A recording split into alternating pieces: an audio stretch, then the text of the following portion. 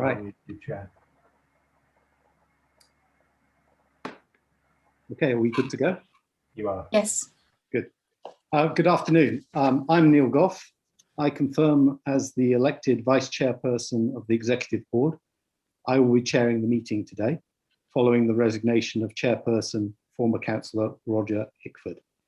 In line with our standing orders, a new Chairperson and Vice Chairperson will be elected at our next meeting, which follows the annual meetings for 3 councils. Having explained that, can I welcome those members of the public and press who are watching the live stream of this meeting. Members, you are now aware of the need to keep your video camera switched on for the duration of the meeting and to keep your microphone muted, except when I invite you to speak. Please click the raised hand function if you wish to ask a question or comment, and I will come to you in order. There is always a risk that we may run into technical problems, and I'd ask for your patience and forbearance if we do. Should this occur, I will declare an adjournment while the fault is addressed and the public broadcast will be paused. If it is not possible to address the fault, the meeting will be abandoned until such time as it can be reconvened.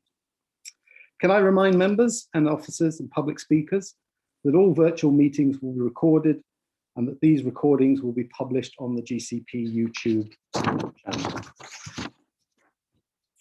So if we can move on to the agenda. The first item is Executive Board membership. I would like to report the first 2 changes to the Executive Board membership. Councillor Nikki Massey has been appointed as the City Council representative, replacing Councillor Lewis Herbert. Councillor Lewis Herbert has been appointed substitute member. And Councillor Ian Bates has been appointed as the County Council representative, replacing former Councillor Roger Hickford. No substitute member has been appointed. On behalf of the board, I would like to express our thanks to Lewis Herbert. He's been a long-standing member of this board and made a very significant contribution to the journey of the GCP. We'll miss his judgment and his institutional knowledge. I would also like to acknowledge the contribution of Roger Hickford to the GCP through his participation, both as a long-standing member of the Assembly and latterly as chairman of the board. Thanks to both of them, and a very warm welcome to Nikki Massey and to Ian Bates, who will assume those roles from now on, and particularly to Nikki Massey, who reminded us, I think, that she is the first female representative of the voting members on the board. So welcome to both of you. Thank you.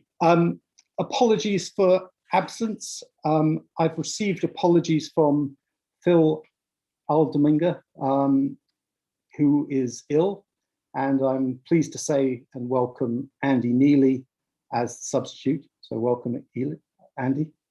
Welcome also to Claire Ruskin, a non-voting member of the board, to Tim Bick from the Joint Assembly, and also to Mayor James Palmer. Very welcome to you all. Mayor Palmer joins at the invitation of the chair.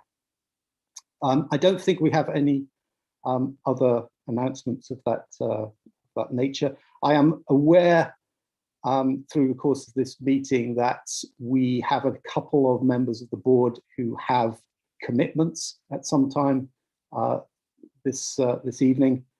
So I will ask members to be brief and to the point in their comments, because we will need to keep the pace going in order to cover the substantive items on the agenda today. The third item on the agenda, declarations of interest. I'd like to ask if any declarations of interest from the Executive Board members. I hear none. Oh, James, is that your? Yes, thank you. Actually, it's just I had my hand up for a point on your announcements regarding chairman and changes to board membership. Obviously, the last 2 chairmen of the GCP have been accused, certainly not found guilty, and this is not an accusation by me, but been accused of bullying. Are we sure that the governance the GCP has in place is robust, bearing in mind that the chairman is responsible for a £400 million budget No chairman is democratically elected to the GCP, nor is anybody democratically elected to the GCP. So can I ask whether or not, given these issues and given the democratic deficit across this organisation, whether or not there is to be a review into the GCP governance regarding the recent situations and of course the democratic lack of democracy and an issue surrounding that, please. Okay. I would just like to say that, in accordance with the way in which the GCP was constituted, I believe we're operating consistently with those provisions. I think we have the policies in place to deal with that. Certainly, if I continue to chair this board, you can rest assured that we will be reviewing and make sure that there's a high degree of compliance and code of conduct which is executed in the GCP. Councillor Massey, I think you've got your hand up too. I want to be brief because we need to be brief, and just simply say I hope that those questions certainly go to the County Council, considering that the two previous members were senior memberships of the County Council, and we are democratically elected. We are elected representatives, and our parties have elected us to sit in this role. Any other comments? Andy, I think you had your hand up as well. I apologise, I didn't see it. Yeah, that was for under the declarations of interest matter. So it's just to say, I mean, as you colleagues know, I'm standing in for Phil Almendinger, so I'll send in a list of my interests, but there is one item on the agenda later under the update report, which mentions Cambridge and I was involved in setting up Cambridge so I just wanted to put that on the record. Thank you for that. Any other declarations of interest? Excellent. Okay, well, if we can go on to item 4 on the agenda, which is the minutes of the last meeting. These are quite extensive. They run, I think, to 32 pages. I will not go through as a page turn. I'd just like to point out at the outset that there is 2 omissions from the participants at the last meeting. Tim Bick, who is the chair of the Joint Assembly, and Mayor James Palmer as well. Both were missed off the members in attendance, so we will make that correction to the minutes. Do any members have any further comments on the minutes? If they do, could you please reference the page number of the minutes so that we can turn to them?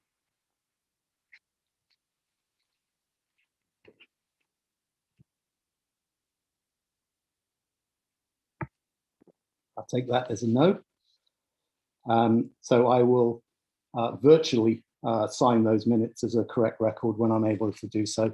I will do it physically. We now turn to public questions, item 5. We had 6 public questions, all which relate to item number 7 on the agenda, public transport improvements and city access strategy. These questions have been published and are available both to members of the Executive Board and the public to see. I'm going to ask the Governance and Relationship Manager, or indeed the questioner, at the start of the item number 7 to read out their questions. So now we move on to item number 6, which is feedback from the Joint Assembly. I think we have Councillor Tim Bick in attendance. Councillor Bick, can I invite you to present your report now, or if you would prefer to make brief comments now and then sort of participate when we get to the relevant items on the agenda, that is your choice. Thanks, Chair. I think you've got a written report with your papers, which I leave on the table for the discussions later. I would like to amplify a number of points when we get to item 7 and another one when we're in the quarterly progress report on item 8. but I have nothing really to add at this stage. Thank you. Okay. Well, we will come immediately to item 7 then on the agenda. And the way I propose to handle this is, first we will start with the public questions. We will then get the officers, in this case I think it's Peter and Isabel, to respond to those public questions and then make a broad presentation on the subject matter. I will then invite Tim Bick to make his comments, and then we will have the executive board debate. So if I could please ask the governance and relationship manager to read out the questions submitted by Mal Schofield, David Stoughton, Vincent Poole and Nicholas Wright, I would be grateful. Thank you. Thank you. The question from Mr. Schofield reads as follows. In paragraph 3.1, the Joint Assembly asks the board to apply a bolder vision and speed up implementation to get in place actions that can make a difference in relation to the 22nd of June trigger point, in particular, focusing on alternatives to this being a car-based recovery. There is little evidence supporting car-based recovery, although the psychology of social distancing demands an urgent strategic review of travel behaviour and the certainty of a switch of working time from office to home. See the Harvard Business Review article from December 2020, which states, the most visible effect of the shift to working from home is a large decline in time spent commuting, around 41 minutes a day. In our new working from home reality, no matter what shape it ultimately takes, organisations will need to actively help maintain a healthy separation between work and personal lives. Curiously, this may involve virtually recreating the forced breaks between work and life that come with the now bygone commute. That came with the now bygone commute. In other words, the commute is dead, long live the commute. Present forecasts show that peak traffic flows in the UK will be permanently lower, irrespective of a return to higher economic growth. My question is, what are the key infrastructure elements of the board's bolder vision for the Cambridge travel to work area for 2020 to 2030? Potential examples are a fully operational Girton interchange to eliminate traffic delays at the A1303 Madingley Road M11 junction, East-West Rail to a new station at the Biomedical campus, and/or high-density green housing at Cambridge North East. As part of his question, Mr. Schofield has included a link to information on the Milton Keynes Future Strategy, which has been included on the website. The next question is from David Stoughton for Living Streets, Cambridge, and reads as follows. Walking, as zero carbon active transport is referred to in many clauses, especially in 7.4 and priority for pedestrians, has been a consistent policy. At Living Streets, we set out to research residents' perception of the walking infrastructure, especially as walking is one of the few ways to take exercise during this pandemic.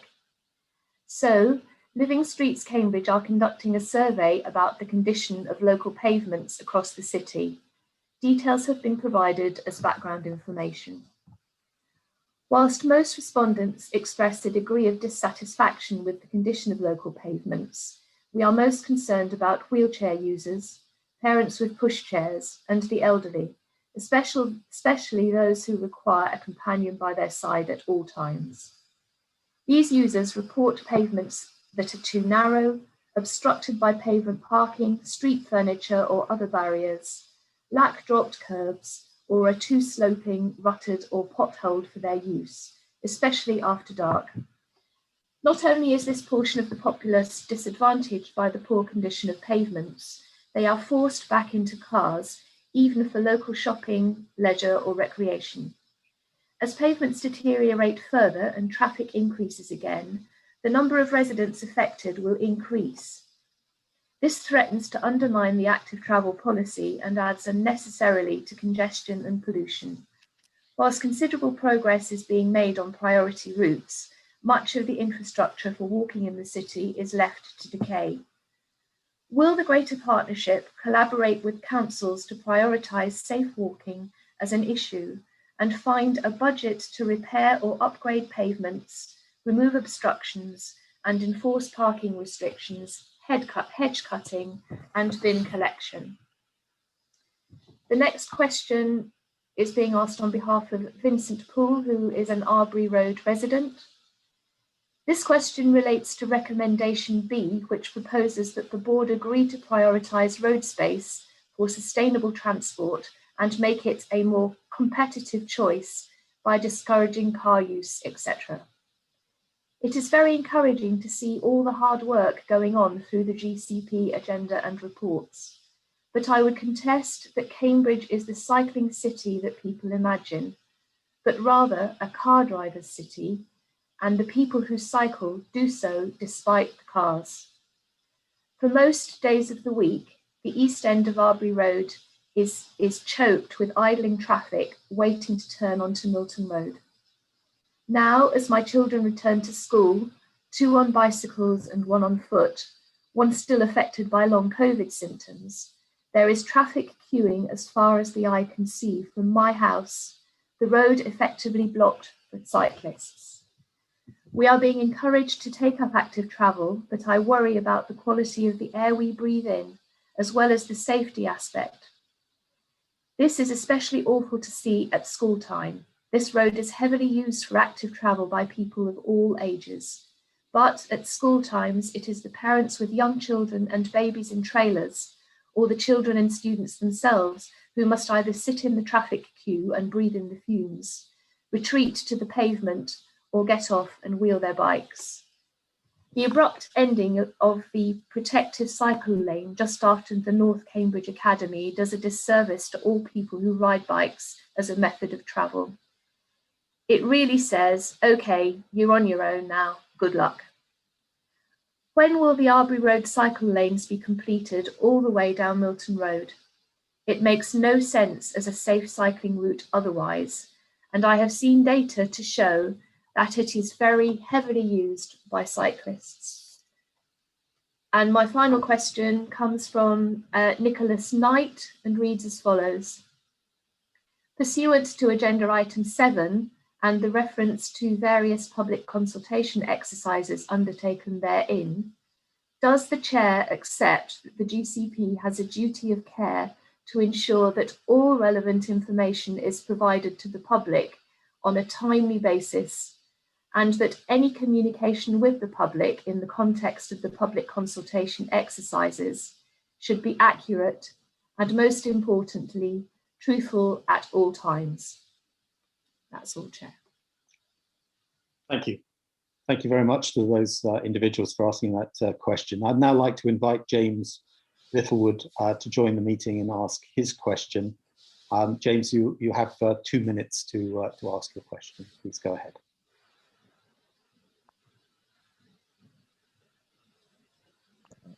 Hello everyone, good afternoon.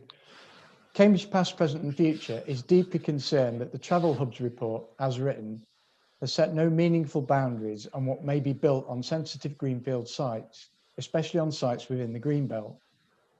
The wording in the report, with minor variations, is, where Travel Hub sites are located in the Greenbelt, planning policy and requirements are likely to restrict the choice of components to those which can be clearly identified as local transport infrastructure, and consideration must be given to the location of the Travel Hub site. Where the site is in a sensitive location or greenbelt, the size and materials used must be appropriate to the surroundings. This provides no specific limits or guidance, and therefore provides no reassurance that GCP will take seriously the need to choose Travel Hub sites and sizes that minimise their environmental, ecological, aesthetic and heritage impacts. That is especially the case for what are referred to previously as park and rides, with up to 2,000 car parking spaces.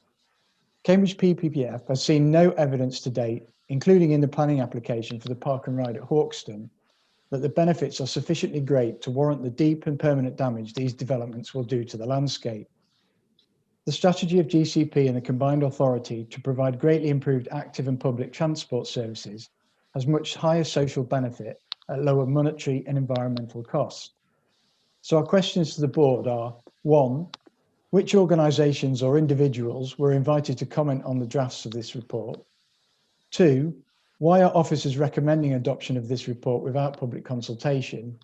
And 3, why is there no meaningful distinction in the design guidance between large-scale park and rides and small-scale travel hubs serving individual and small groups of villages?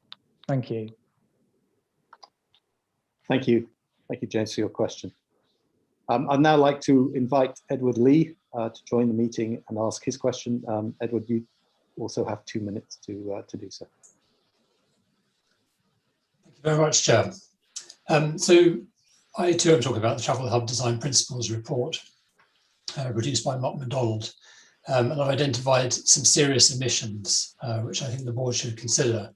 In particular, there's no coverage of the net change to carbon emissions from construction and use of travel hubs. There's no coverage of the ecological impacts on greenfield sites, in particular loss and disruption to natural habitats and water flows and polluted rainwater runoff. There's no coverage of safety needs and concerns of women and girls using travel hubs. There's no coverage of needs of disabled people and their carers, including changing places, toilets. As just covered by James, there's been no design guidance for buildings and infrastructure in the Green Belt. And on data collection, there's nothing, and yet we need to know about the site usage, car and cycle park occupancy rates. There's nothing about free Wi-Fi provision, especially in locations where mobile phone coverage is poor. And there's nothing about supplementary uses, such as for mobile library, health screening, and other services, and also farmers and crafts markets. And specifically in relation to large park and ride sites, the report does not explore the issue of abstraction of bus passengers from local to park and ride services. It doesn't look at public health impacts of air pollution in villages from vehicles accessing park and ride sites. And it doesn't talk about the localized road congestion. So using the term travel hub to cover all permutations of facilities from a 2,000 space park and ride to a village bus station does not aid public understanding.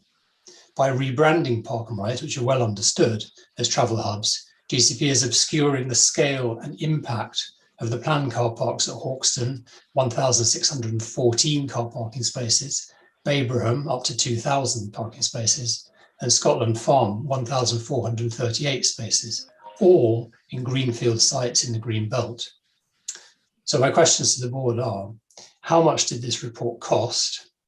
Why was it commissioned when Como UK, referenced in the report, has already published detailed guidance on mobility hub design, case studies, and accreditation? What questions did this report answer that GCP officers could not answer without it? And finally, what will change as a result of this report being written? Thank you. Thank you. Thank you for your questions, and thank you all to all of the questioners for the time they've taken to ask their questions and in some cases join us. So thank you very much. I will now invite Peter Blake, Transport Director, and Isabel Wade, Head of Transport, to respond to those questions. So Peter, do you like to go ahead? I'm hoping Isabel's going to say something. Yes. So I'll answer the questions. Thank you very much, Chair. So taking the question from Mal Schofield first, I think it's fair to say that there is a range of views and evidence on the risk of a car-based recovery. And this week's national bus strategy demonstrated that the government does believe that there is a risk of this and is looking to local places to take action as part of the recovery. In terms of the specifics of your question around key infrastructure elements, these are set out at figure 1 in section 7 of the report. On David Stoughton's question, thank you very much for sharing the interim survey that you've done with us. The maintenance of pavements is a county council responsibility, and they recently allocated additional funding to this in their budget. We will share the interim survey with them though as well. The report that is being considered today does also support the introduction of civil parking enforcement in South Cambridgeshire, and that will benefit walkers, cyclists and local communities as well. Turning to Arbury Road and the question from Vincent Poole, the County Council is looking at Arbury Road as part of the government's active travel programme, and so we will refer the question to officers there. On Nicholas Knight's question, the GCP is committed to communicating with the public in a transparent way, and we adhere to the Cambridgeshire County Council's consultation principles, which can be found on their website. Then turning to the two questions on travel hub design principles from James Littlewood and Edward Lee. The travel hub design principles are based on policy set out in the Cambridgeshire and Peterborough local transport plan to shift forwards from park and ride approach and create multimodal hubs that are better integrated with their communities. The local transport plan was subject to stakeholder and public consultation. The guidance considers what facilities may be appropriate at different types of site. Each proposed hub will also be consulted on individually as part of scheme development and will consider climate, ecology, safety and other design questions raised at that point. The report was delivered within agreed scheme budgets and considers a range of design considerations within the Greater Cambridge context, and it will be used to guide the development of the GCP's future sites. Thank you. Thank you, Isabel. Okay, so now we'll move on to the item itself. Peter, would you like to make some introductory comments on the report? Thank you, Chair. Yeah, I mean, I'll just a couple of things, and then Isabel will bring the report to life. So, board members will recall that this follows the paper you received in December. You wanted some further focus on specific measures, and that's what this report aims to do. It is particularly reflective of the challenges we face at the moment in these strange times, particularly the impact on the bus network and the likely impact going forward. And the report also reflects the close work that we've undertaken recently with both the County Council and Combined Authority colleagues. So hopefully Isabel will now bring it to life. Cool, thank you very much. So as Peter said, the paper builds on the technical work that you saw in December, where you asked for more detailed next steps. And it has also been updated following the Joint Assembly to respond to comments there about taking action quickly where we can. We've worked closely with CPACA colleagues and partners at the three councils on the proposals in the paper, and these align well with the emerging Cambridgeshire and Peterborough Climate Commission recommendations, as well as the government's national bus strategy published Monday this week. The recommendations set out a package bringing together measures to support a sustainable recovery from COVID-19 by making additional progress in increasing use of sustainable modes of transport, reducing congestion, improving air quality and tackling climate emissions. So taking each of the recommendations in turn and just starting off on sustainable transport. So work to date has been clear that offering people a better alternative to travel by public transport, cycling and walking is key. The GCP is already delivering projects aiming to improve sustainable transport options for people and businesses, including the experimental active travel schemes, development of a freight pilot, expanding the electric bus pilot, increasing cycle parking, co-funding an e-cargo bike pilot, and rolling out new play streets.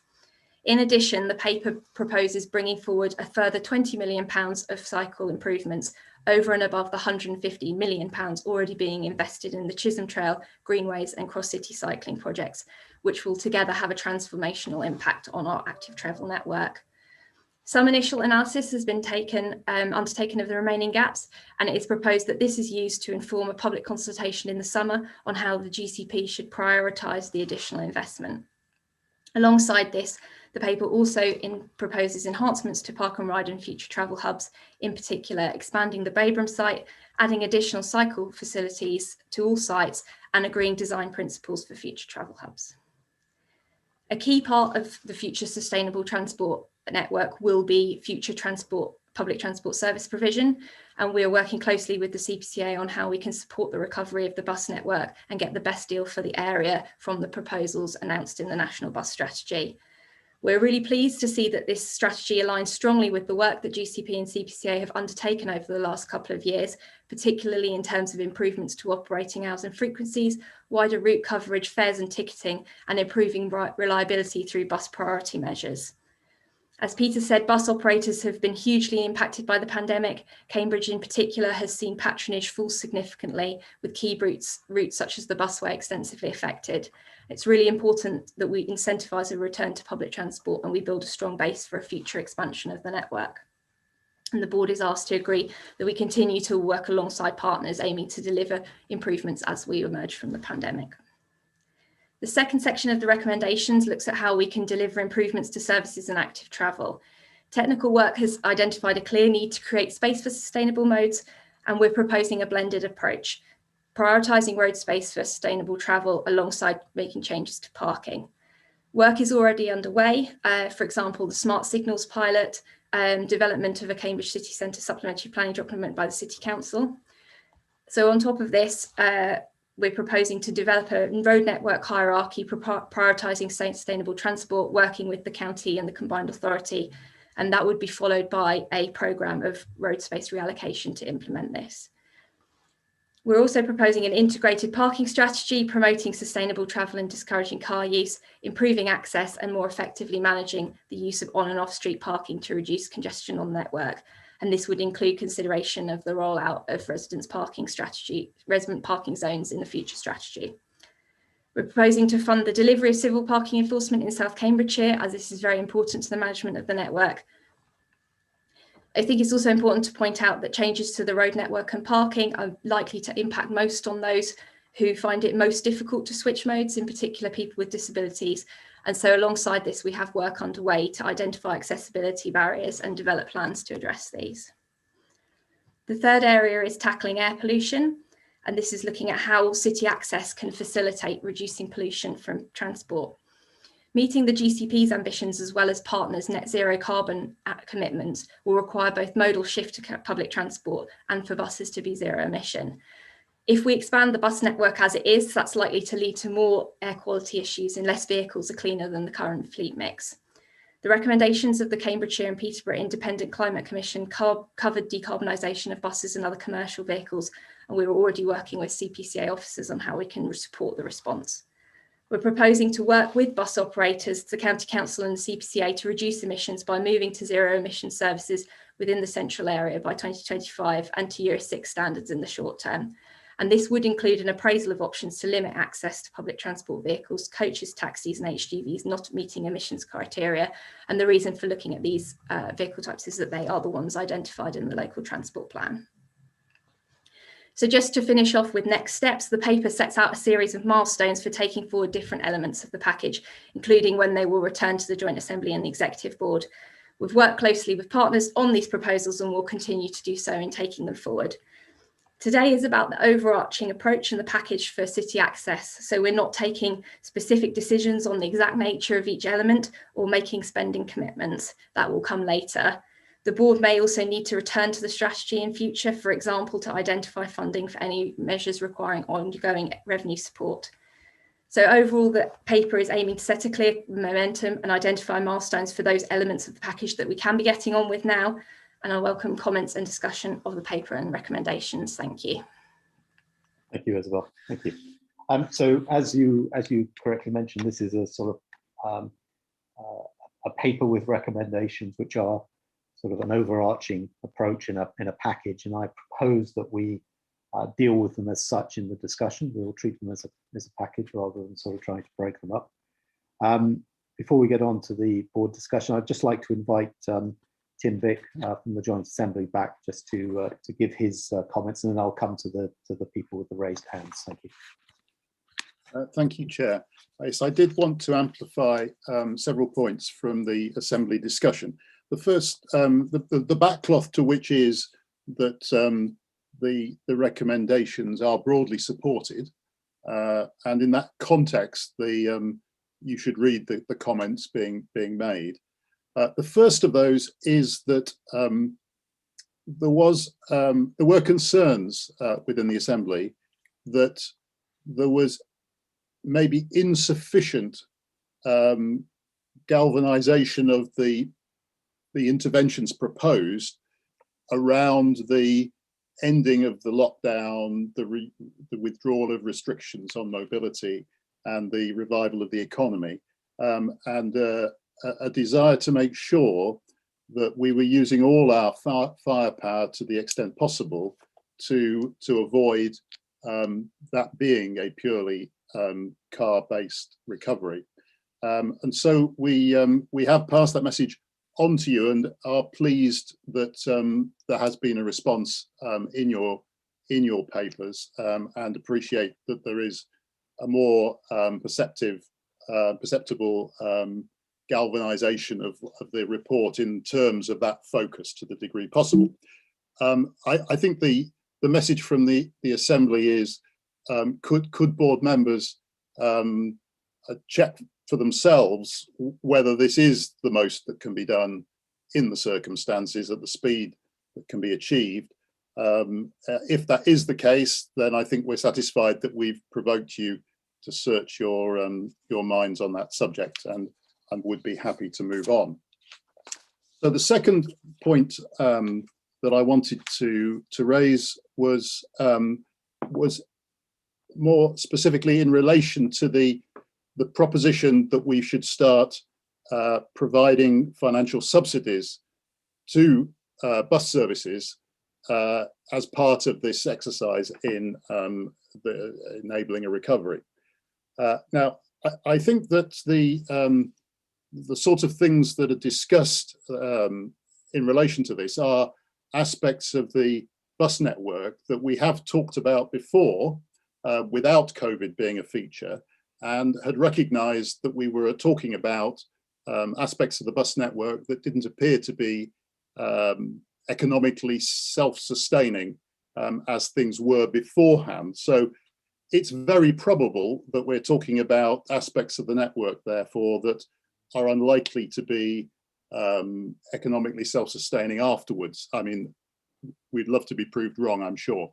But the concern that I have about this is that we lack as an organisation the means to provide that financial subsidy on anything like a long-term basis. Our money would soon disappear if we tried to do that.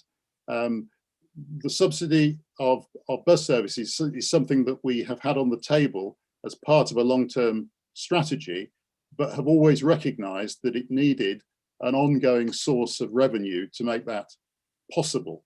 And what you are actually looking at in this report is a proposition to do the good bit, which is provide the subsidy and expand the network beyond what is self-supporting, but you haven't actually faced the question of the revenue source and what would happen in the long term when the GCP will not have the resources to make it permanent ongoing.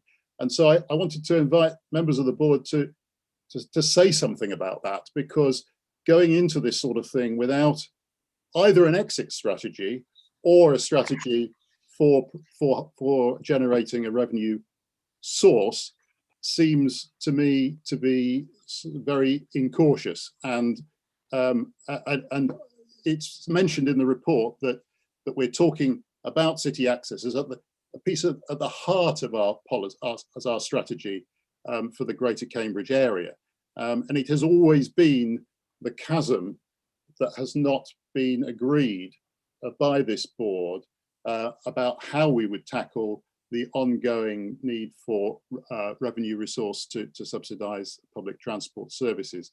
And I think that it's raising the stakes now somewhat to embark on this without having got a full strategy about how this could ever be sustainable. So that was the second point. The third point is briefly to say that on the in relation to the cycling network, there was overwhelming support, enthusiastic support for what is proposed. There are many competing views about priorities for missing links and others. They are on the table, and I hope officers will refer to those when they bring forward specific proposals. The fourth point was in relation to demand management, which is also referred to in the papers, and the strategy which I think we all supported to embark upon more of these localized schemes to discourage car use by physical methods, modal filters and the like, is a form of demand management. But I think together with the the proposed strategy in relation to parking. When we have been in pre-COVID times, these have always been recognised as quite weak methods of demand management. And I just wondered what the board's view is about how this unfolds, because localised restriction on cars by physical means does have the effect of deterring some usage, but it also has the effect of concentrating more congestion on fewer roads and therefore displacing the bad side of congestion and air pollution from one place further on to another. And I think that it would be difficult to see that as a very sustainable policy going forward. And I'd be grateful for comments on that, please. I'm sorry, that was a lot, but I think these are serious and important points. Grateful for your responses. Thank you. Thank you. And I realise there was a substantial discussion at the Assembly, so thank you for summarising it as you did. I've got Nikki Massey is the next speaker. Thank you. Wow, thanks Tim as well for your responses and bringing forward the view of the Assembly. It really is helpful to have it broken down like that. I did watch the Assembly, and I highlight the fact that particularly councillors Dave Bagent and Mike Sargent was also pushing really forward for action now as opposed to later. And again, they referenced actually what one of the questioners did, which was about the June the 22nd trigger point. I do feel that we do need speed and we need more clarity, particularly from central government, because as I understand it, that the reason why there is a little bit of delay into when we can start to forward fund the public transport element is down to when government will be able to stop their funding of the public transport network subsidies that they've been doing during COVID, which I think we're all thankful that they have done, because otherwise we wouldn't have had a public transport to deal with and talk about today. So we're pleased that they have done that, but of course that has limited the GCP and others, including the Combined Authority, to interfere with the network in a way that we would like to be able to do so without taking away their bus network subsidy. So my question is, have we had any clarity on that, particularly now that we've had the National Bus Strategy announcement, which has been welcomed, because we do need to know the timescales. We need to be ready to go. And as much as I do appreciate, and I think Councillor Bick referred to the fact that there will be a potential that when we reopen that people will still not be going back to the bus, I think what we do need to highlight is people want to travel. They really do. We've been stuck for a year with limited movement allowed. And I really do think that once we're allowed to move and go to places, people will be doing that, and they'll be doing it by their cars unless we do something and intervene very quickly to show them that public transport is safe, but most importantly, affordable, and it goes to places where they need to go and want to go, which is quite key. And of course, I already know that our bus strategy is that such, and we have got the maps there that's been there for some time about the network that we're envisaging having to be able to reach places that haven't got a bus network. I've been talking to the rural areas of Cambridgeshire, and a lot of them don't even have a bus. A week, a month, that's it, nothing, not a bus, not a sausage. Used to, the message is, we used to have a bus. It used to be coming a couple of times a week, but then it disappeared. And so we need to be making sure that the network is reaching to where it can go. But I do push back a little bit on the theory that people won't be travelling by public transport when we reopen, because I think actually they probably will, because we're desperate. I personally don't drive, my husband does, but I'm the one who's itching to get back onto the public transport to be able to go out and enjoy our beautiful countryside. And I know there's plenty of others out there too. I think, so I'd be pushing back to say that actually when we're looking at timescales, we need to be pushing as close to June as we can get it. And we might need the help of central government and guidance from them to do so, to maybe see if we can write a letter to the government to ask them to allow us to make the changes, but for them to continue with their subsidy as well as us making those changes so that the nobody comes out short of any cash, and of course it will defeat the object if that happened. So that would be my first point, would be we really do need to be chatting to central government about when their subsidies will end and whether they will allow us to start our own strategy while they're still doing that subsidy. The timeline to switch to Euro 6 has been pushed to a later date, which is concerning because we want to increase the bus network as soon as possible, as per what I've just said. And therefore, we really need to be seeing how quick can we make that change to the buses. And so that would be my other question. Can we not do it in 3 months? If not, why? What is the sticking point to that? I want to highlight the question from Living Streets and about the poor condition of pavements. I know it's not for this. It's not for the GCP to fix, it is for the county council, and they are alive to the issues of the pavements. But it is something that, again, the GCP can put weight on by maybe writing to the county council to say that actually the condition of your roads and your pavements does have an impact on people choosing to walk and cycle or by any other mode of transport. I unfortunately ended up in a wheelchair in the summer last summer, and I can tell you that the pavements are horrible for somebody who's in a wheelchair and with a painful foot, which was in my case. So it does have an impact. It does mean that more people use their cars. So we do need to make a comment on it. In regards to Arbury Road, again, it's in the papers. It was mentioned by Councillor Mike Sargent that the Mitcham's Corner has got no good way of getting to the city on a bike because the Arbury Road scheme just ends leaving the road with no cycleway, and that's mentioned on page 39. So we do need to be looking at the connectivity across the existing cycleways that we've got as well, and I welcome the extending of the cycleways in the way that we're doing it, and I urge others to help fund better cycling too, because as we know, we've got 20 million for cycle improvements, which is brilliant, but we need a lot more than that if we're going to make a bigger enough impact, and that needs to be acknowledged. 2 more final bits because I want to keep it tighter. Yes, we do need to talk about how we're going to fund in the future, but actually right now we need to do, and then we can talk about the funding once the public sees the benefit, because don't forget the reason why we're all stuck on it. Number one, we've needed the backing from the county council. We haven't had that on any charging scheme that has so far been suggested. Although we are now talking quite positively about a clean air zone, which with the county council, which is really good, and we've seen the real shift, and that's to be acknowledged that the county council is really making move on that, and that's really, really welcome. But actually we need to get the public onto buses, see that, and then we can have a discussion about what we do in the future. That's the way that I feel. The public just want to see action, to be honest with you.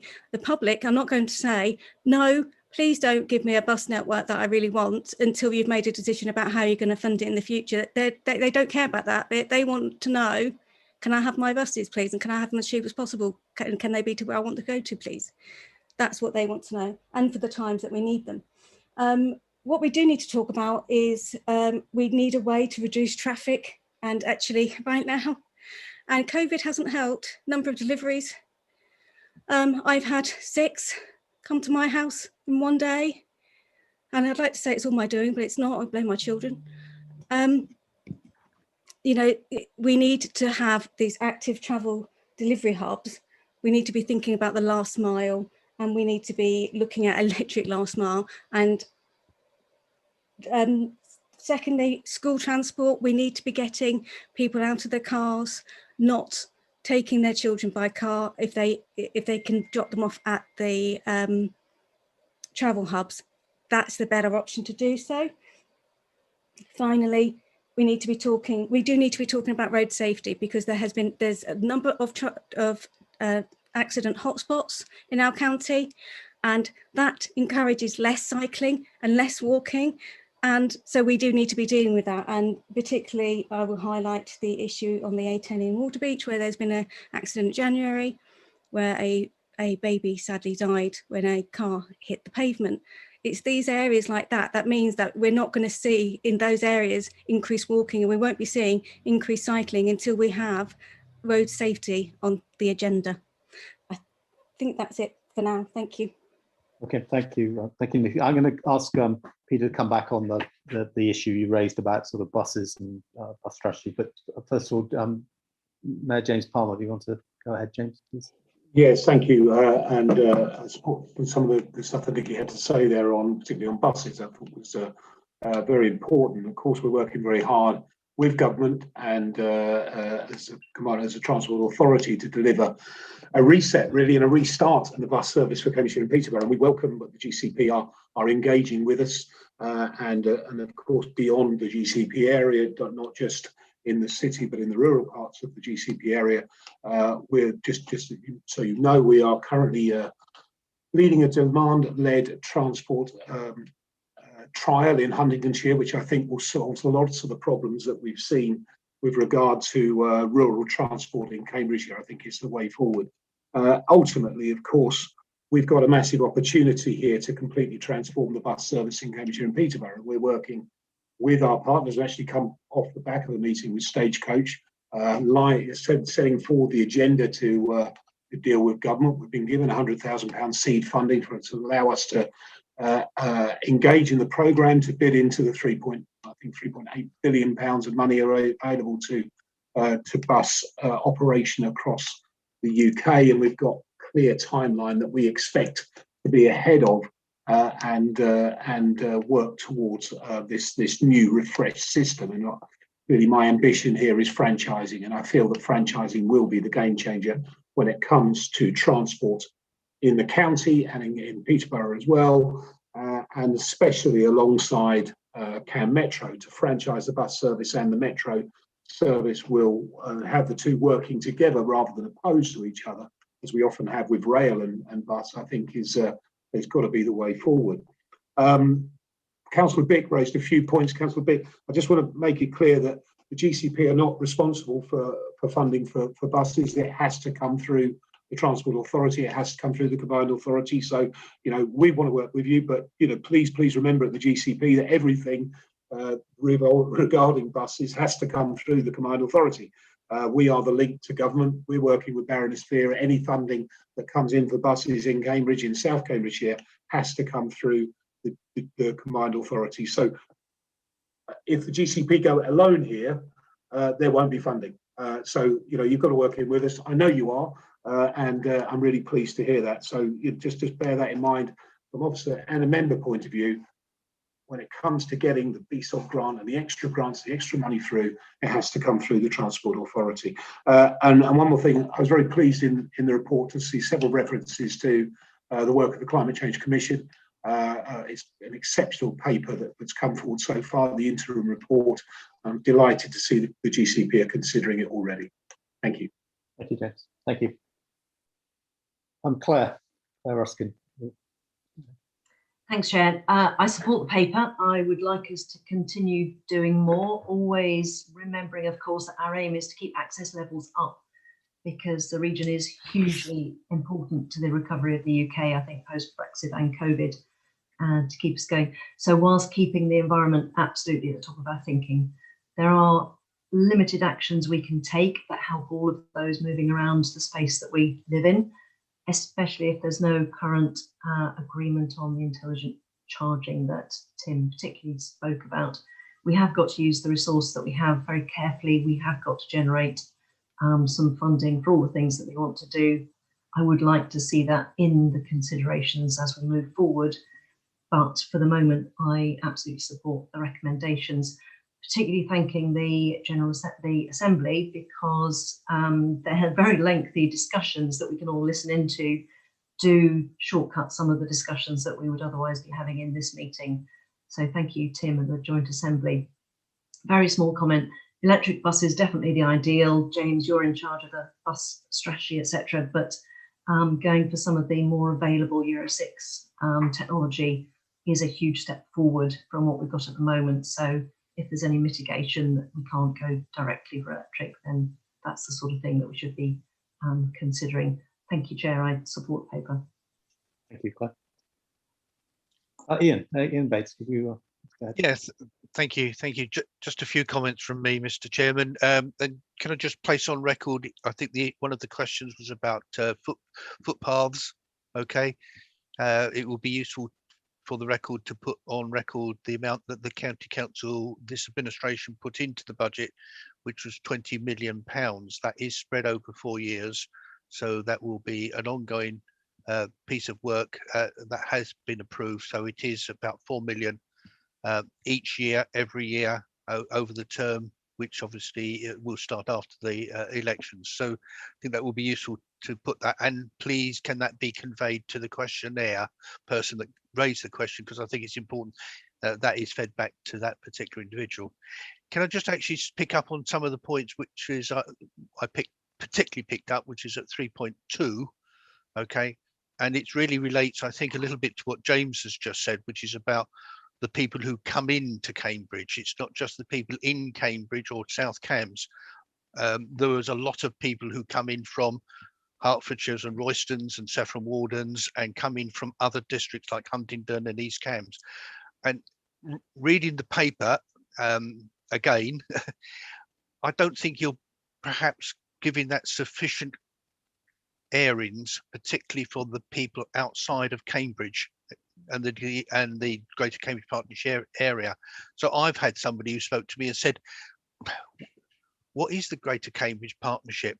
Recently, I think it needs to be a little bit more work undertaken with respect of people who live further out, but come in to shop, work, and for leisure facilities. So I think a call, I think, for we are a rural community. I live in a very small village. We don't have a bus much, by the way, never did when we moved here 40 odd years ago. And the next bit, this may have come a bit of a surprise to Tim Bick, but the revenue issue, I think, is about time that needs to be addressed. And I would strongly recommend that something comes back to the GC pool about the revenue side of things. I think it is about the right time to address some of the issues. It's not just about the revenue for the buses.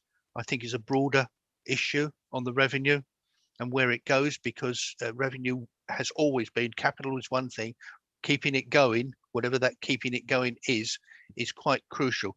If you look about the maintenance of the roads, the maintenance of the footpaths, all that costs money. And I think wider issue than just the revenues budget. I think it's a broader issue. I would strongly recommend something coming back, Mr. Chairman, to the board when some more work has been done on the finance. Okay, and I think for the moment, I'll leave it at that. Thank you. Thank you, Ian. And I think you make a very good point about the sort of wider travel to work area. This isn't about, it's about South Cambs and the city. So, point well made, I think. Okay, Andy Neely, your hand is up. Yes, thank you. So I won't repeat all the points that others have made. I'm also supportive of the paper. The general direction of travel. The thing that was occurring to me from the discussion that's been having is the balance between short term and long term.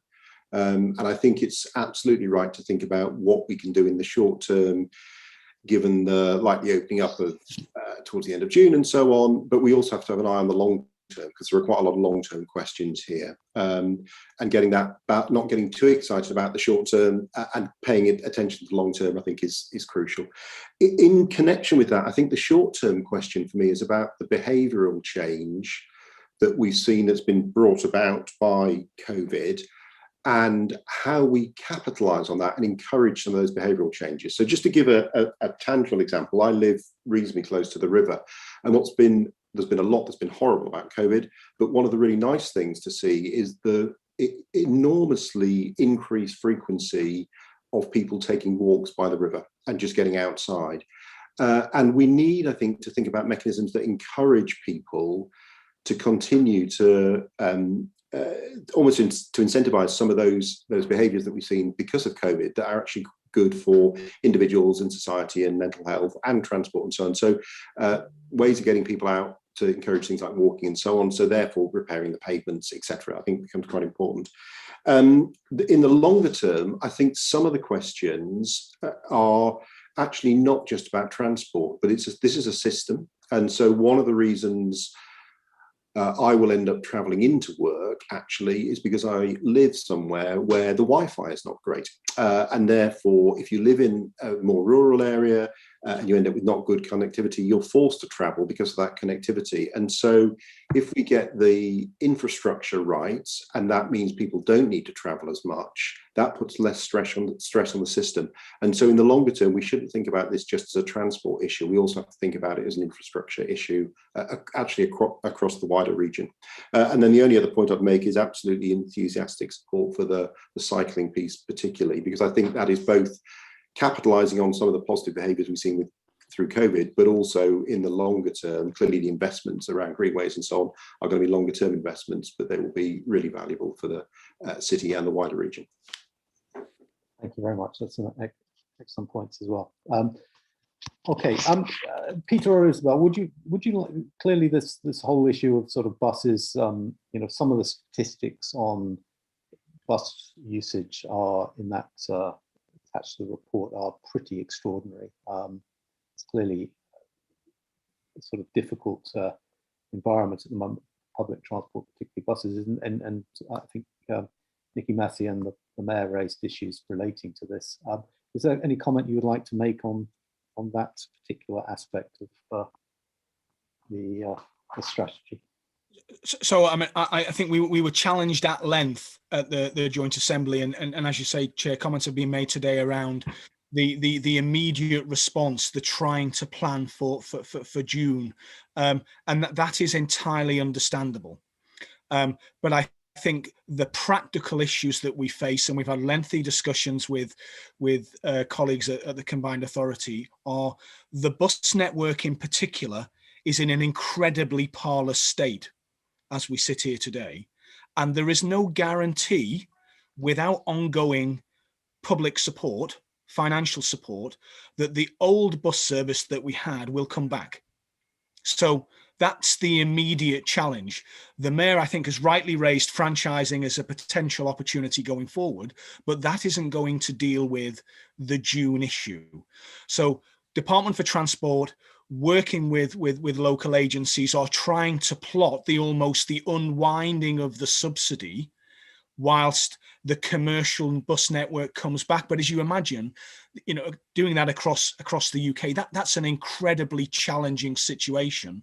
And what they are saying is anybody jumping in now and unilaterally trying to expand the bus network on a probably short, medium-term basis will both be very unhelpful and incredibly distracting to the larger game that is, how do we get the bus network back? So whilst the challenge I entirely understand, I think what we need to do is work with Combined Authority, work with Department for Transport, and Department for Transport have started on that roadmap with the National Bus Strategy, but there's a lot more detail that they are promising to come forward with, to how we move from an incredibly parlous state from a bus network to something that we all aspire to see over the course of the next 6-12 months and beyond. So unfortunately, there's no simple answer to dealing with it, Chair. Thank you. Okay, I've got Councillor Bick and Councillor Massey. I've got some comments to make, but let me quickly, are these relating to the comments strictly about the buses, Tim and Nikki? Yeah, okay. Will you just pick up that issue? Tim, do you want to go ahead? Yeah, I just wanted to pick up from the debate, if I could, both what Andy Neely said and what Councillor Bates said. I mean, I think the secret here is not to do things just for the short term or alternatively just for the long term. I think we need to live in the real world, and we have to do things which are coincident with each other for the short and the long term. Otherwise, you know, we write one or the other off, and we will not achieve our objectives. But in that context, I mean, it would be great, I think, if the board was willing to agree with what Councillor Bates just said, and to look further at the revenue side of this, of the bus subsidy issue. Because I mean, his attitude is very welcome. I wish it had happened earlier, but it's something that is quite a step forward, and it seems like it would be worth for the board to capitalise on that and to look some more at the revenue support options for the future. Thank you. Nikki. Yes, sorry, Peter, another question. Do we yet know, considering that we're early days since we've had the announcement of the National Bus Strategy, of the government's timeline for the unwinding, so that we have a clearer picture as to when we can be jumping in and when we can be doing things? That's my thought on what you've said there. And in regards to the revenue, I think the board is more than happy to have that, start that discussion again on revenue, but we also need to be aware that we have a ticking time bomb and a short window to be able to persuade the public not to go back to their cars, because as soon as people get used to going back to cars for transport, we've got a really uphill struggle. So we do have a short window, whereas I do appreciate we need to be looking at the short term and the long term all in the round. We also need to be trying to bounce off what the positive transport shift that we've seen recently, where people are encouraging walking and cycling because there's been less traffic on the road. Thank you. James, I'm going to come to you, but Peter, do you just want to address that question immediately about? Well, I think, I mean, I can answer the question. I just wondered whether the mayor was going to come in on the same point. I can tell you what the strategy says, in that in writing there is no timeline, and that support will be required for a while. But I'm conscious that other conversations may well have taken place. James, would you like to pick up on that point, or any other point you wish to raise? Yeah, no, I mean, it just goes. I mean, the points are being raised. I understand why they're being raised, but the reality is that this work is already happening. We're already on it. We've been on it for some time.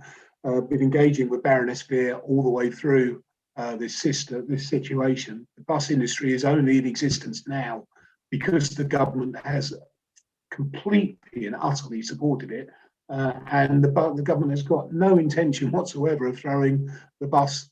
I don't know, how do you say, throwing the bus system under the bus? There's absolutely completely the opposite position the government are in. So, we're not going to spend all of this taxpayers' money completely and utterly supporting an industry that has been under severe pressure for over a year. And then when it finally comes out of lockdown, to just say, oh, well, you're on your own. And that certainly isn't the case. I've got the timeline that we're working through to the Prime Minister's strategy here. We've got deadlines of June, October and next April that we need to hit. And we know that we're comfortably going to beat those deadlines and be ahead of it. And one of the main aims, I did mention in the first thing, is the very interesting name BSOG grant. Effectively, it's an emergency bus grant that will be available from July, but if we hit our targets in advance, we can get into that. But, I will reiterate, having had conversations with the Minister on this many times through the course of the last 12 months, conversations today with Stagecoach. Our officers are talking to all 9 of the bus operators in Cambridgeshire. Our ambition isn't just long term, and it is important to have a long term ambition, but the ambition is short term as well, and we're fully aware of the demands that we expect to face, and our ability to work alongside government to make sure that there is no shortfall. So I'll say it again, please direct through your officer team your thoughts to the officer team of the Combined Authority. But the only way we're going to find any short-term funding or long-term funding is through the Combined Authority, because that's the Combined Authority's job. Okay, thank you for that. Okay, thanks very much. I'm just going to, I think we need to move on. I just want to mention sort of three points which I have, and then I'll sum up. So picking up on the points made by Tim and Ian, and indeed Nikki, when I hear the Assembly expressing the desire for the partnership to be bold, I also sort of think about that in terms of being equally bold in addressing the issue of transport opportunities for communities throughout the wider travel to work area, and the the desire we must have to give them an attractive alternative to the car. And that is going to raise issues of long-term funding. And I hear the desire of the board members to address that. And I hope that we will be able to bring that back at a subsequent meeting of the board. So that was the first point. Secondly, cycling was mentioned. I think there's universal support for these proposals in terms of cycling. The issue is prioritisation. I hope that, I understand at the Joint Assembly there was a lot of discussion about prioritisation, and I know that the proposal we have here is at the moment subject to consultation. I very much hope that that consultation will take place with the local communities and tap into the local knowledge to make sure that those schemes are as effective as possible. I have a lot of sympathy for Mr. Poole, who feels that small interventions in terms of closing gaps or extending networks in order to make cycling safer can be as effective as much larger schemes, and I'd hope those be included in the prioritisation. And lastly, I know other members have really talked about this, but I just wanted to pick up some of the points which James Littlewood and Edward Lee raised in the context of travel hubs, and particular discussions which I've had with in particular Foxton Parish Council. And I think these were really useful contributions. And I think the paper itself actually raised some interesting points to highlight what is, I think many of our residents think is a fundamental difference between what is a travel hub and what is a glorified car park. And I think that this is common ground amongst everyone, that is a critical difference. And that there are elements which are contained in the paper and in Edward Lee's comments and James Littlewood's comments, which are core to that distinction, which include things like pedestrian access, cycle storage, cycle repair facilities, disabled toilet facilities, Wi-Fi, on-demand, onward travel. And I would like to suggest that, you know, it is in the recommendations that we pick up both on the report and on the contributions from the people who've asked the questions to develop a sort of checklist of primary and secondary elements that we should be using in any assessment of proposals on travel hubs which come to the board in the future. I think that would be very helpful, and I think it would reflect some of the points which both the questioners and the residents have made. Good. Okay, well, look, I hear strong support, basically, I think, for the package of recommendations. If anything, there's a message to officers to be bolder and put even more pressure on the short-term delivery, and also the proposal to not forget about the longer-term funding issue and potentially bring that back to a subsequent meeting of the board. On that basis, are members comfortable with supporting the recommendations, or has anyone got any issues they wish to raise?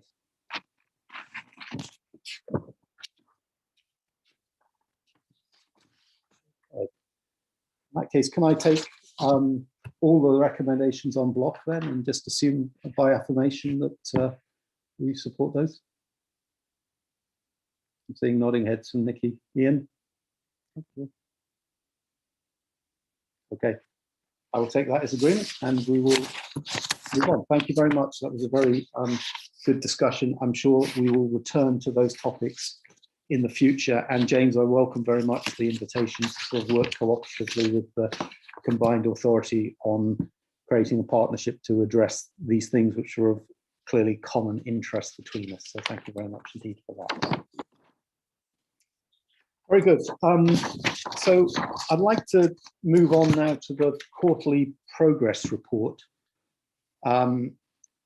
This basically, I think, splits into three distinct elements, one of which is the status report, and then a particular issue which we are asked to approve, which is the new skills service and the approval of the preferred bidder for the rollout of that new service in section 9.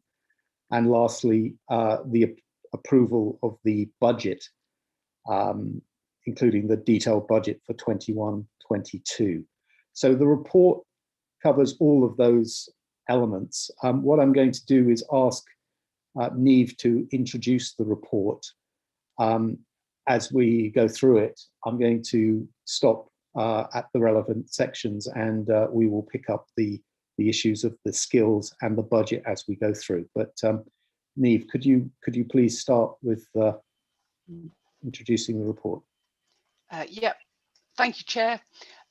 So as you say, there are two substantive recommendations. One on approving a preferred bidder for the skills service, and a second, as it's that time of year. We're asking the board to approve the multi-year budget, which is in section 17 of the report. I guess I know you're going to run through each section, so perhaps I can take questions as and when they come up.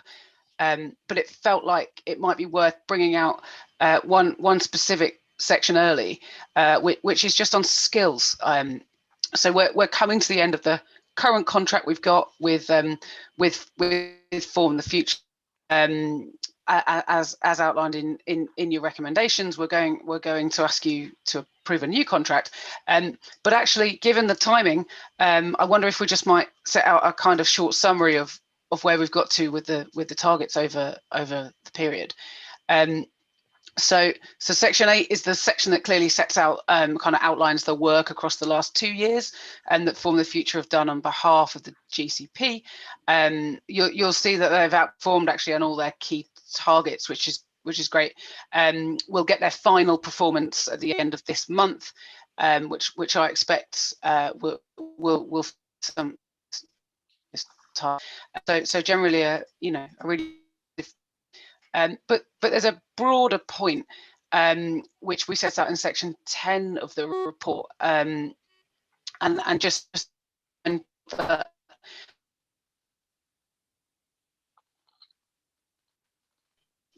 the first 5 years of the deal, and I just wanted to sort of explicitly bring it to the board's attention. That number was well exceeded during that first 5-year period, and really it sits more around 750. So 750 additional apprenticeship starts across Greater Cambridge.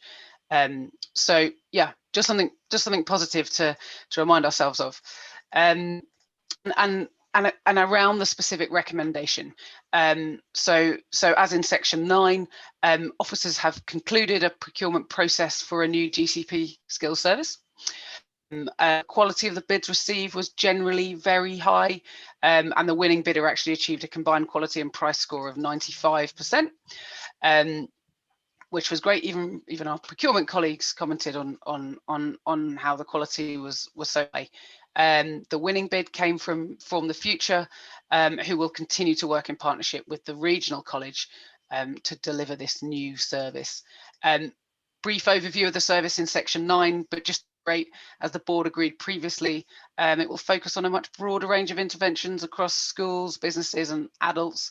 It'll run for a 4-year period, starting on the 1st of April this year, and represents a of investment into skills at just over 2 million across the 4-year period of the contract.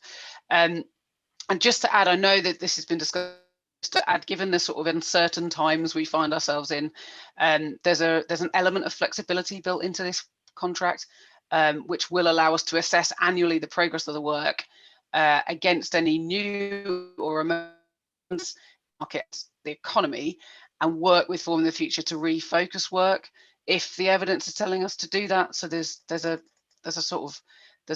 opportunity built in there to do that. I just wanted to also update members on how this work will operate collaboratively with other work on skills across the patch. So officers are working really closely with colleagues leading the skills element of the CPCA's business growth service. And we're partway through a kind of whole series of sessions to work through the detail and how we can continue to work together on this work, and actually to kind of mutually support the delivery across the area. There's a real commitment to do that, which actually will make a great deal of difference to the people and the communities that ultimately need to work with the services. So it's, that's particularly important, I think, to draw out.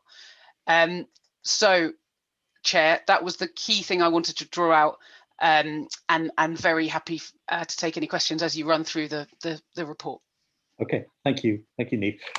First of all, I'd just like again to come to Tim Bick and see whether there was anything you particularly wanted to raise coming out of the discussion at the Joint Assembly on this whole agenda item, and in particular, as Neve has focused on the skills side. Tim? We welcomed all the developments that have been described on the skills.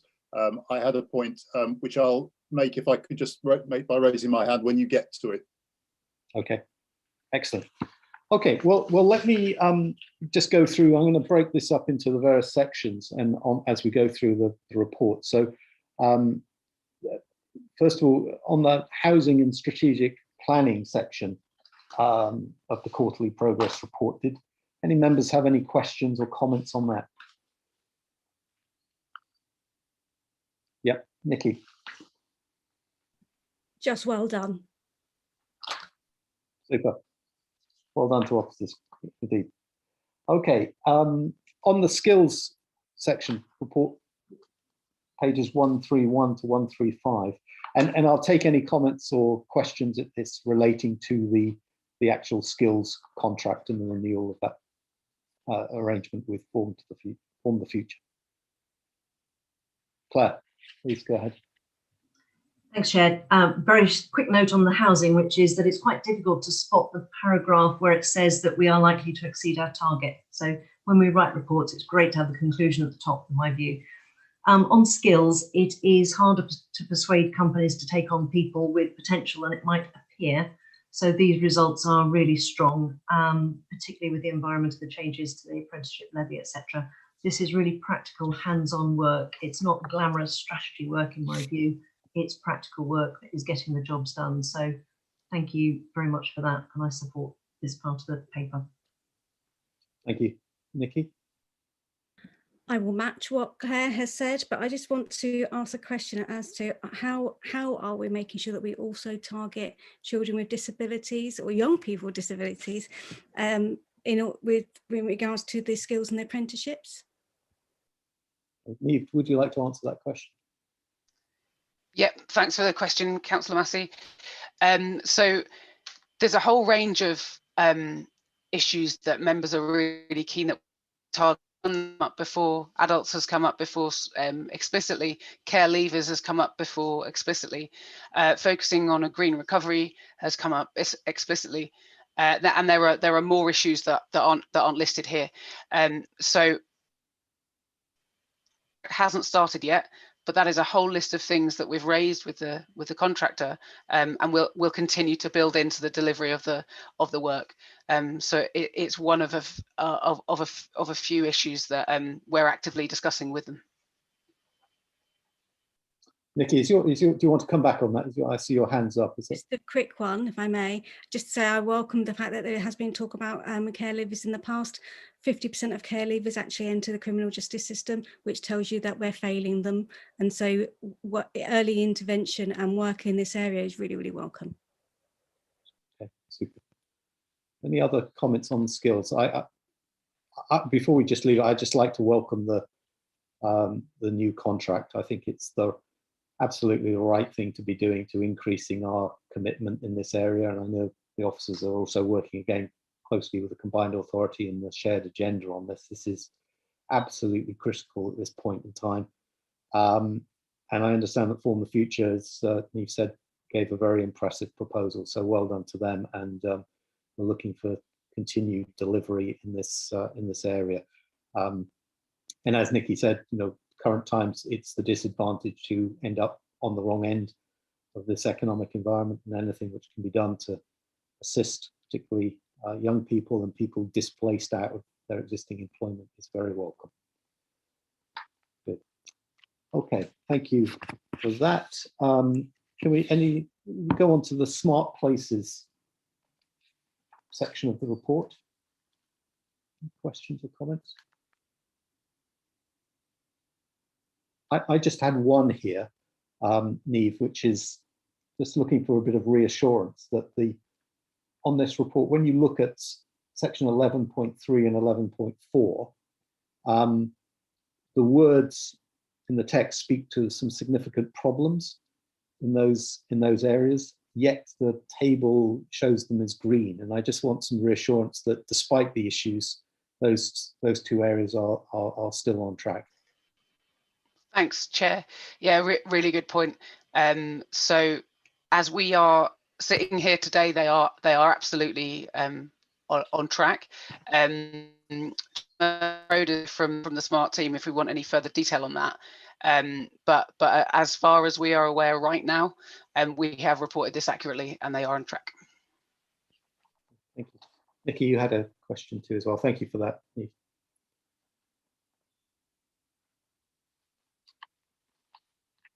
Sorry, Nikki, we can't hear you. I think you're muted. I love that the screen says you're on mute. It's Rewind. Do that now. I like that. On page 137, 11.3, the digital wayfinding, I welcome the fact that there has been the digital screen at the station has been improved. I understand that implementation has not happened as yet because there's been some delays. Have we improved the language options as well? Eve, do you want to? Thanks, Councillor Massey. Gemma, I might defer to you for that if you could. Yeah, absolutely. The map that has been placed onto the wayfinding totem at the station is currently only in English. We've removed the touchscreen option, which allowed other languages, but that's certainly something that I can have a look into. The information displayed on the top panel of that particular totem is actually all to do with bus and train times. But I can have a look at the lower part there and see if that's something that we think would be helpful. Okay, thank you for that. Any other points on this? I'd also like I welcome the extension to the Cambridge Biomedical campus, which I have particular problems finding my way around. So anything we can do on that would be very grateful to personally. Excellent. Okay, can we go on to the transport section? Are there any questions or comments relating to section 12? Who wants to raise? Tim, you had your hand up. Yeah, this was the point I wanted to make on transport. At the Assembly, we had County Councillor Ian Manning come along to raise a question with us about residence parking implementation. And it appears under this transport section. It also appears under the budget section. If I could address it all as one, I think it would be better. So I see on the progress standings on page 140, we've got a red and an amber there on progress. And I think we're familiar with the fact that an issue has been that the County Council stopped cooperating in implementation in this area during the past year. Councillor Manning's question at the Assembly was in relation to the fact that we were moving money from one heading to another heading in relation to our payment for residence parking implementation. And he sought from us, from officers at the Assembly, reassurance that this didn't mean that the GCP was no longer supporting what it was supporting in relation to residence parking. And officers gave that assurance and described the change in the budget as just an accounting exercise, which I think everyone in the Assembly therefore went away quite happy about. Councillor Manning had been concerned that the County Council would be looking for reasons to continue not supporting residence parking schemes and therefore wanted that clarification. And then I think we heard after our meeting that a report to a County Council committee actually made the statement that the GCP was no longer funding these schemes. So I would hope that we corrected that wrong understanding at the County Council, and I would be grateful if we could have a sort of update on where we now are in relation to the County Council's openness to go forward with this programme of our strategy. Thank you. Peter, I've got Ian and Nikki. I'll park that question, Tim, and we'll come back to it. Nikki, you want to go ahead? On residents' car parking, the issue that we have, particularly in some areas of the city, and we will see it in other areas of the county, is houses that have multiple cars owners. And at the moment within the county council, I think they allow up to three car permits per household. And that when you have a street that, or a series of streets that have limited on-street parking, that causes big issues. So until we address that, as well as, or within the car parking strategy, we are going to have problems with people wanting to park. Obviously, the whole goal of the GCP is that we stop car ownership and that we encourage car sharing opportunities and things like that. But I thought that that's something that needs to be highlighted. Second of all, what needs to be highlighted, and I won't go into the extreme details now because I've spoken with Peter about it offline, is just making sure that the GCP is connecting up to the cycle crime and cycle crime prevention task groups that the City Council are leading on. Thank you. Okay, thank you. Ian. I think that, Mr. Chairman, this was all discussed at recent Highways Committee meeting, which Ian Manning is part of. I think it comes back to what Isabel said earlier in coming forward with a comprehensive strategy, which would include, of course, residents parking, but there are many other issues to consider. The point that Tim Bick was making about what was said at the committee has been corrected. Thank you, Mr. Chairman. Okay, thank you for that, Ian. Excellent. Okay, I'm just conscious of our time here. So just moving quickly on to the economy and environment. Is there any comments or questions on that? Okay, I see none. Excellent. So the next section is really on the budget strategy and the allocations for 21-22. Are there any comments or questions relating to that? Okay, I just have, in the absence of anyone else, I just have one question. Actually, Claire, go ahead. Claire, go ahead. This is just my classic concern about programme management directorship. It is classic at this stage to have the budget doubling and the programme really taking off for delivery and not having enough senior project management, programme management capacity. Rachel, I think this is all in hand, isn't it? You've got people coming on board. We can't do this level of doubling without more officers. Yeah. Yeah, short answer to that, Chair, is yes. We are increasing capacity and also just completing a procurement exercise for a strategic partnering arrangement, which will help with the moving to the delivery phase.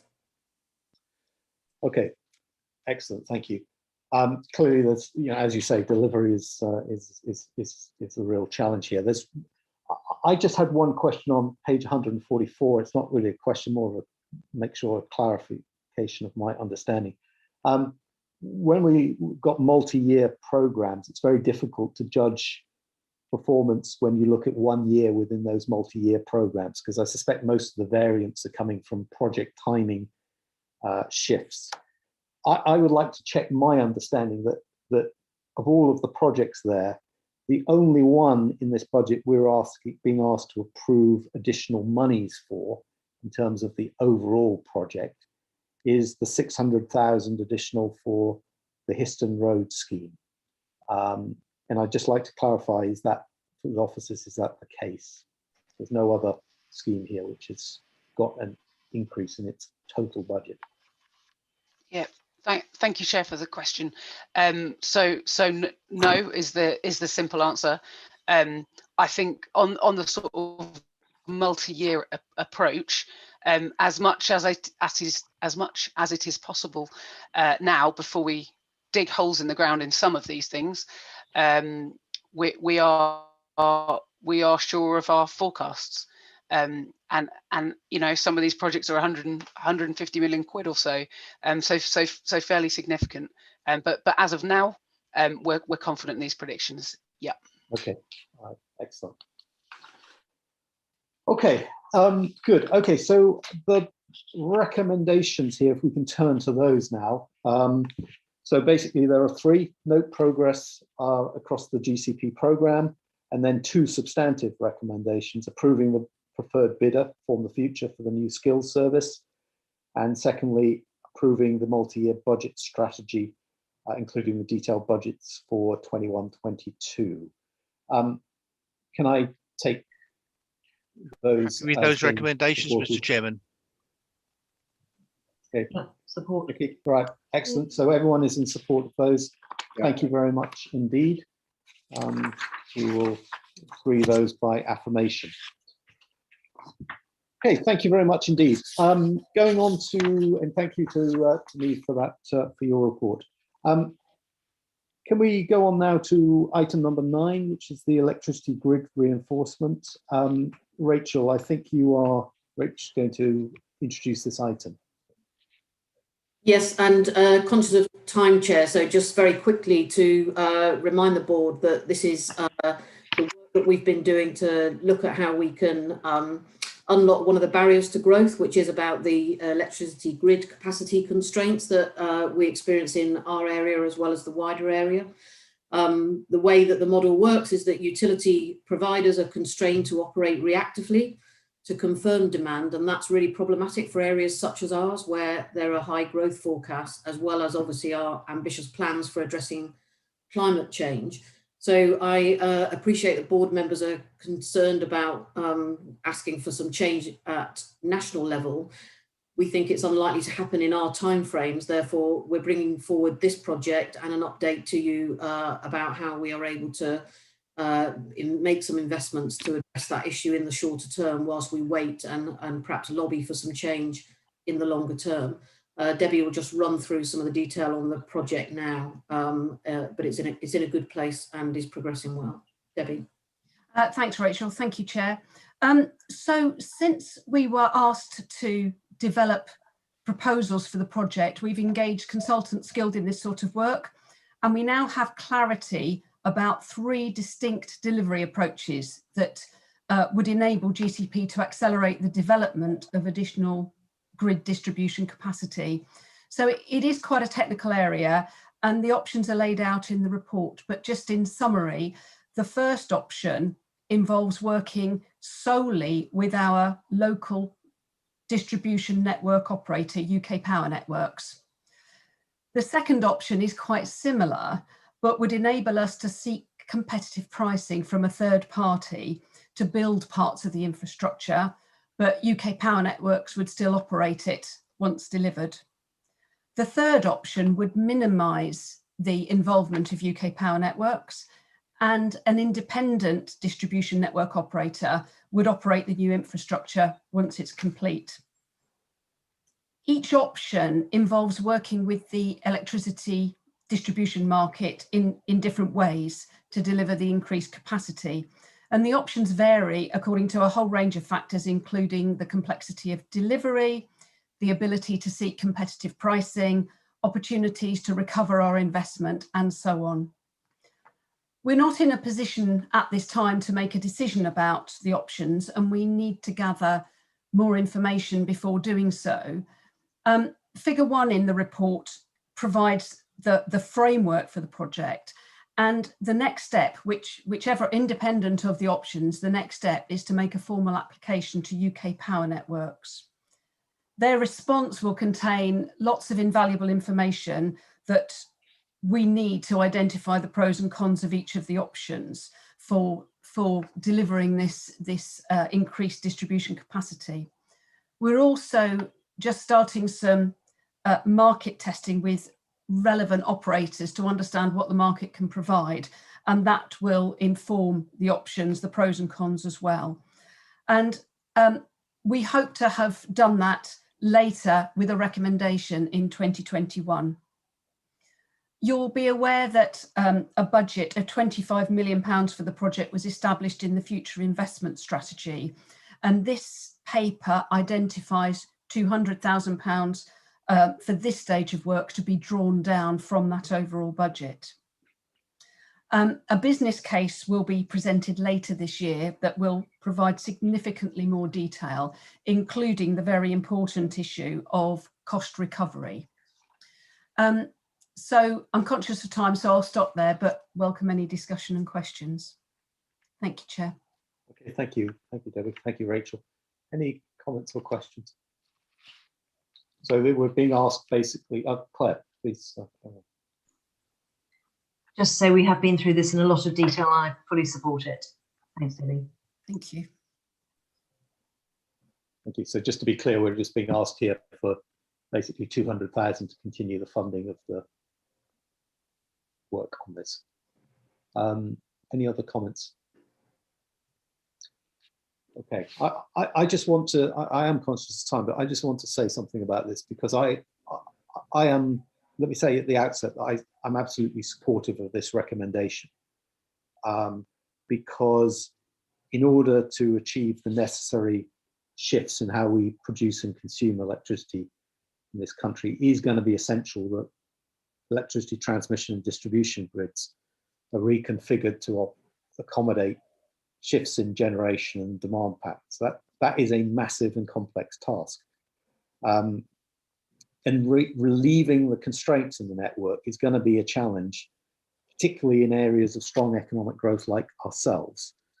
So this project makes sense at a micro level. I have no doubt about this. But at the macro level, I think it reveals a major problem in the regulatory frameworks governing the electricity industry. And this particular point which Rachel mentioned about the focus on immediate demand rather than looking ahead is a long way away from what's needed in a world of net zero carbon. And if the expectation of the regulatory framework is that bodies like GCP fill that void, I think something's have gone a bit astray. So I note in the recommendation that item B is about lobbying for change. I agree that we are not going to lobby for change and be as successful given the imperative for this. But certainly what I would like to do is highlight to Ofgem and to the government the imperative of this, these electricity constraints for the growth in this area and how the problems in the regulatory framework is pushing GCP into this territory. And we should absolutely do it because the consequences of not doing it will set us back. But this is really a sticking plaster on a more fundamental problem. And I would just like us, given our position as such a growth area in the country, not to miss the opportunity to pointing that out to the regulators. So I'm very supportive of this with that caveat. Very good. Okay, I see no other comments. Again, can I take, in that case, these recommendations by affirmation? Is everyone supportive? Happy with the recommendations, Mr. Chairman? Yes, supportive. Okay, so that will carry on. Thank you very much, Debbie and Rachel, for that, and thank you for your work on this, which I understand is not an easy area. So well done for thank you for moving that along. Thank you very much. Okay. The last item we have on the agenda of business is the Chisholm Trail project. I think this is a report for noting. I think Peter, you will introduce this report. Thank you, Chair. This is just the short report you wanted at your last meeting. It outlines changes in scheme management and a move to greater self-delivery, which has already been done, and chimes actually with some of the comments earlier on around capacity issues and how we're dealing with that going forward. So happy to take any questions, Chair. Any questions on this?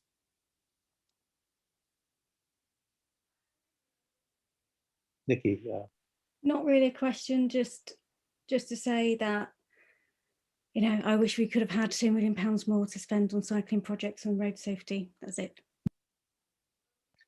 Yeah, I agree, and I guess that is the hard consequence, isn't it, of these cost overruns, is that it reduces resources elsewhere. So I absolutely agree with you on that, which is why learning's so important and why I thank officers for the report.